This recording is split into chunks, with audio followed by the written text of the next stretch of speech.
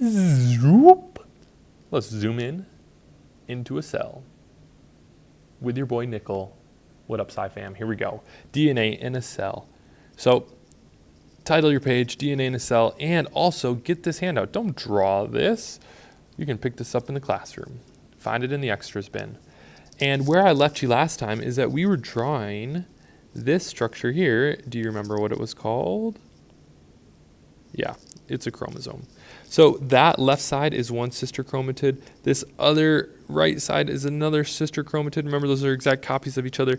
These are the telomeres. And this is the centromere. And each of these are our sister chromatids. Well, if we zoom on in then to that chromosome, you can see all of this stuff. And if you remember, this is what we call chromatin. And I can prove that because if we keep following it along, you see it's this thread-like structure. And if we zoom in even further, all of this stuff, all of this blue here is all DNA that's wrapped around these spheres. And these pink spheres here, these are our histone proteins.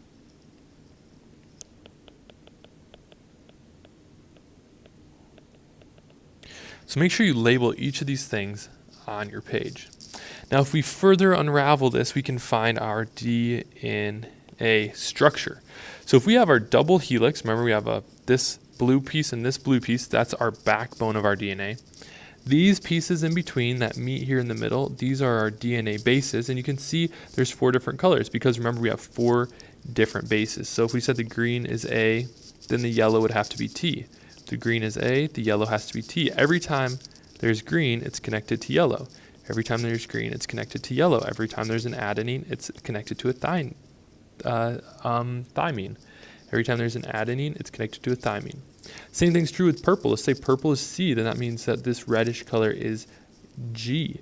So every time you see purple, it's a cytosine. Every time it's this reddish color, it is a guanine. Cytosine, guanine, and so on.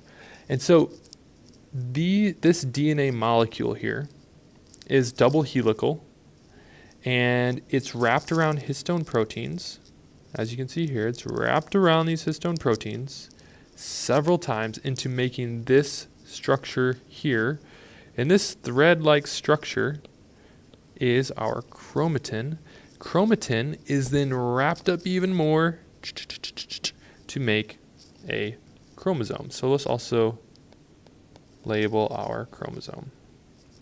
Well, inside of a cell, you will find DNA usually in the chromatin state. But before mitosis or meiosis, then that chromatin organizes to form a chromosome so it doesn't leave any of its friends behind. You don't want to leave little pieces of DNA. That's really important stuff. So it organizes the chromosome only during mitosis and meiosis. So mark up your page as I did, and yeah, now you know. Now you can see what this actually looks like, what histone proteins look like, and why chromosomes form. That is how DNA is organized in a cell. Yay!